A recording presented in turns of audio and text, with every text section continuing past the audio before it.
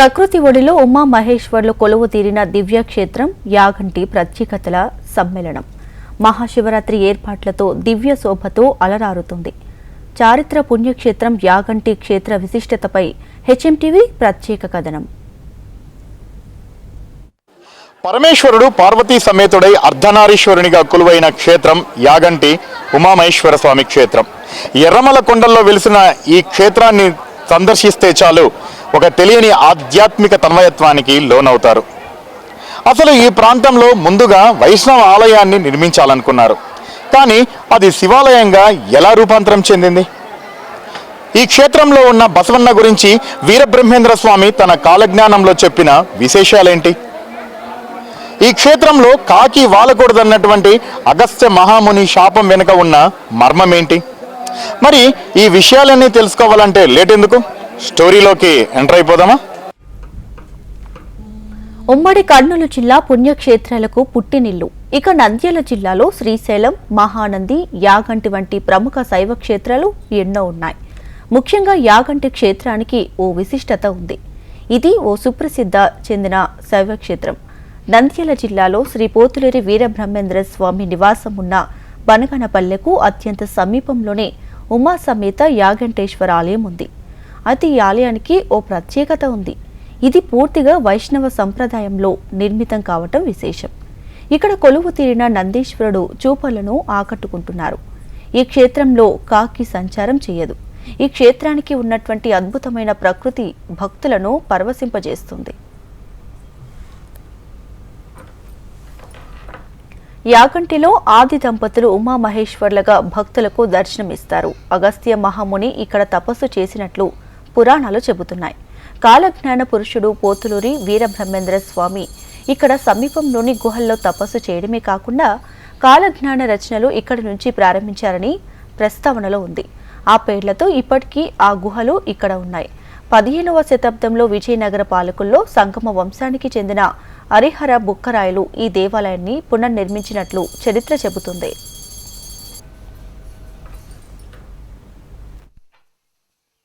ముందుగా ఈ ప్రాంతంలో వైష్ణవ ఆలయాన్ని నిర్మించాలనుకున్నటువంటి అగస్త్య మహాముని వారు ఈ దివ్యమంగళ స్వరూపమైనటువంటి వెంకటేశ్వర విగ్రహాన్ని ప్రతిష్ఠించాలనుకున్నారు. కానీ విగ్రహం కాలి చిటికెన వేలు ఛిద్రమవడంతో ఆ ప్రయత్నాన్ని విరమించుకున్నారు. పరమేశ్వరుడు కలలో కనిపించి తాను ఇక్కడ పార్వతీ సమేతుడై స్వయంభూగా వెలుస్తానని, తనకు ఈ పరిసర ప్రాంతాన్ని అప్పజెప్పాలని ఆదేశిస్తారట. అందుకే ఈ ప్రాంతం వైష్ణవ ఆలయం నుండి శివాలయంగా రూపాంతరం చెందింది.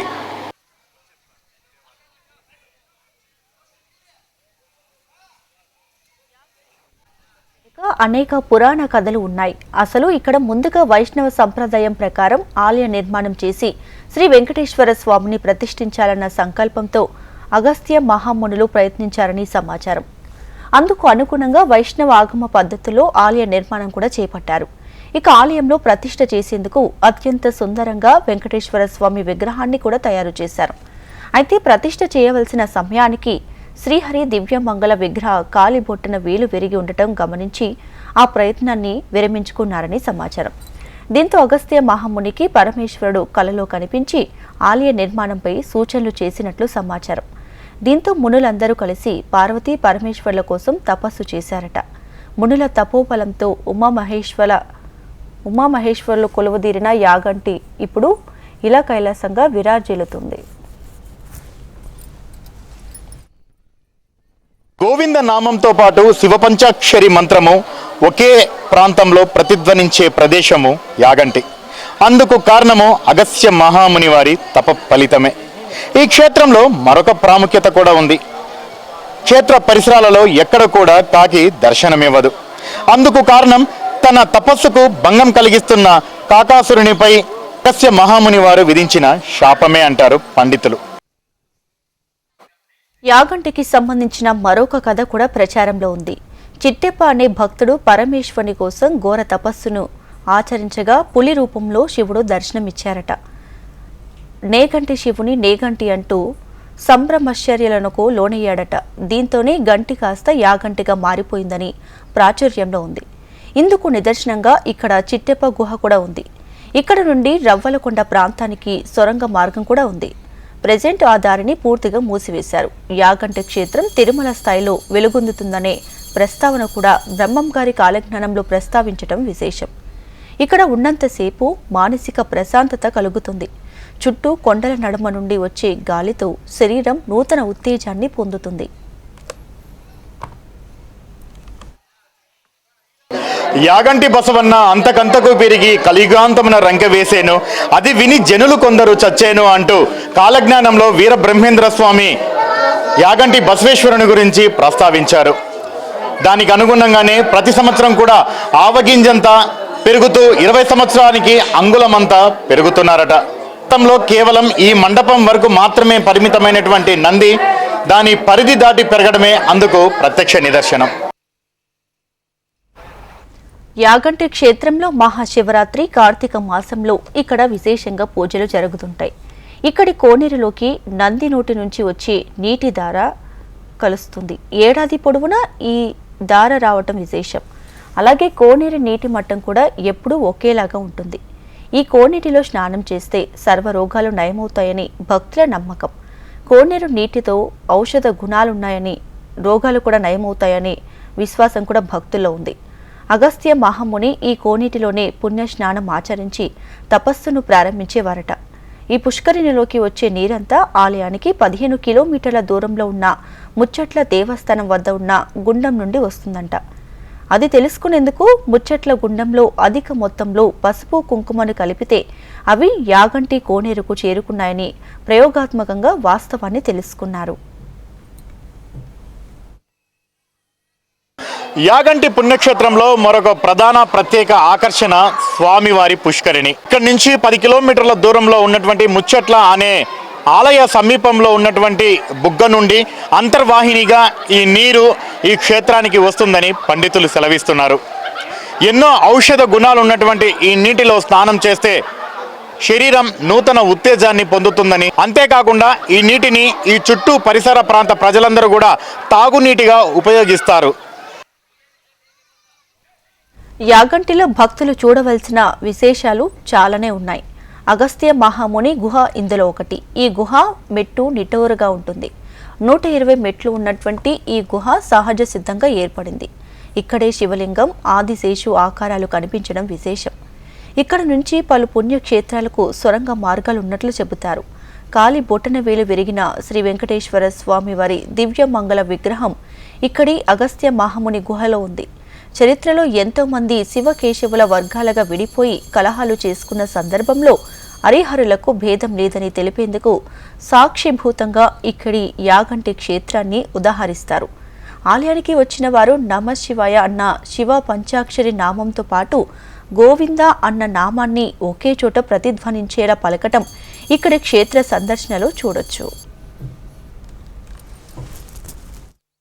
యాగంటి క్షేత్రంలో మరొక కథ ప్రచారంలో ఉంది. చిట్టప్ప అనేటటువంటి భక్తుడు ఈ గుహలో తపస్సు చేసుకునేటటువంటి సమయంలో స్వామి పులి రూపంలో దర్శనమించాడట. అంతేకాకుండా కాలజ్ఞానం రాసినటువంటి పోతులూరి వీర బ్రహ్మేంద్ర స్వామి తన 10 సంవత్సరాల వయసులో ఇక్కడే కూర్చొని మొదటి భాగాన్ని రచించాడట.